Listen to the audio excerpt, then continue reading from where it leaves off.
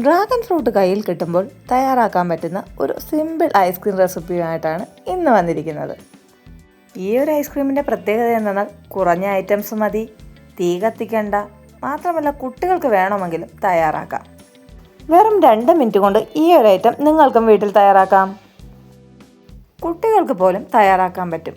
നല്ല കളർഫുൾ ആയതുകൊണ്ട് കുട്ടികൾ തീർച്ചയായും കഴിക്കുകയും ചെയ്യും.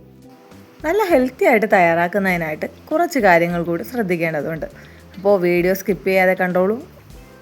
അപ്പോൾ ഈ ഒരു ഐസ്ക്രീം തയ്യാറാക്കുന്നതിനായിട്ട് ഒരു ഡ്രാഗൺ ഫ്രൂട്ടാണ് ആവശ്യമായിട്ട് വരുന്നത്. ഒരു മിക്സിയുടെ ജാറിലേക്ക് ഡ്രാഗൺ ഫ്രൂട്ട് ചെറുതായിട്ട് കട്ട് ചെയ്തത് ഇട്ട് കൊടുക്കുക. ഐസ്ക്രീം കുട്ടികൾക്ക് കുറച്ചുകൂടി ഹെൽത്തി ആക്കാനായിട്ട് 3 സ്പൂൺ കപ്പലണ്ടിയും 2 സ്പൂൺ അണ്ടിപ്പരിപ്പും കൂടി ചേർക്കുക. ഇത് ഐസ്ക്രീം കുറച്ചുകൂടി ക്രീമിയും ടേസ്റ്റിയും ആക്കും. അടുത്തതായിട്ട് 3 സ്പൂണ് വൈറ്റ് അവിലാണ് ഇതിലേക്ക് ചേർക്കുന്നത്. അടുത്തതായിട്ട് ഒരു ഏത്തപ്പഴം ചെറിയ കഷ്ണങ്ങളാക്കി അരിഞ്ഞിട്ടതും കൂടി ചേർക്കുന്നുണ്ട്. കൂടുതൽ ഹെൽത്തി ആക്കാനായിട്ടാണ് ഏത്തപ്പഴവും കപ്പലണ്ടിയും അണ്ടിപ്പരിപ്പും ഒക്കെ ചേർക്കുന്നത്. നിങ്ങൾക്ക് വേണമെങ്കിൽ മറ്റു പഴങ്ങൾ ചേർക്കാവുന്നതാണ്. ഇനി കുറച്ച് മധുരത്തിനും ഫ്ലേവറിനുമായിട്ട് മിഠായി മീറ്റാണ് ചേർക്കുന്നത്.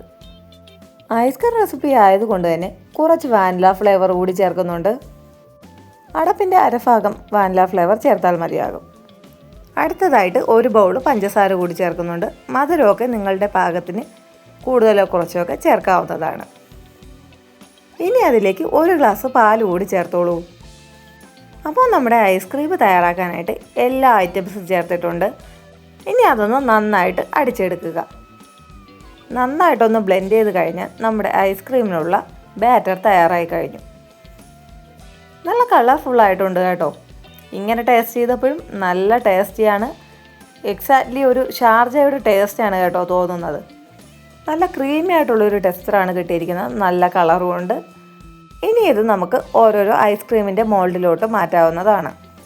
ഞാനിവിടെ 6 ഐസ്ക്രീമാണ് തയ്യാറാക്കുന്നത്. അതിനുശേഷം ബാക്കിയുള്ള ബാറ്റർ അല്ലാതെ കുടിക്കാനായിട്ടാണ് എടുത്തത്. എല്ലാ മോൾഡിലും നിറച്ച ശേഷം നമുക്കതിൻ്റെ മൂടിയും കൂടെ ഉപയോഗിച്ച് അടച്ചു വെച്ചിട്ട് ഇനി ഫ്രിഡ്ജിലേക്ക് മാറ്റാവുന്നതാണ്. ഫ്രീസറിൽ ഒരു 7 മുതൽ 8 മണിക്കൂറിനകത്ത് ഇരിക്കുമ്പോഴേക്കും ഐസ്ക്രീം ഓൾറെഡി സെറ്റ് ആവുന്നുണ്ട്.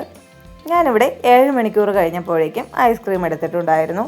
എൻ്റെ ഐസ്ക്രീം നല്ല സെറ്റായിട്ടുണ്ട്. ഓരോരുത്തരുടെയും ഫ്രിഡ്ജിൻ്റെ കൂളിംഗ് അനുസരിച്ച് നമുക്ക് സമയം വ്യത്യാസം വരുന്നതാണ്. 2 മിനിറ്റ് കൊണ്ട് തയ്യാറാക്കാൻ പറ്റുന്ന ഈ ഒരു റെസിപ്പി നിങ്ങളും തീർച്ചയായും ട്രൈ ചെയ്യുമല്ലോ.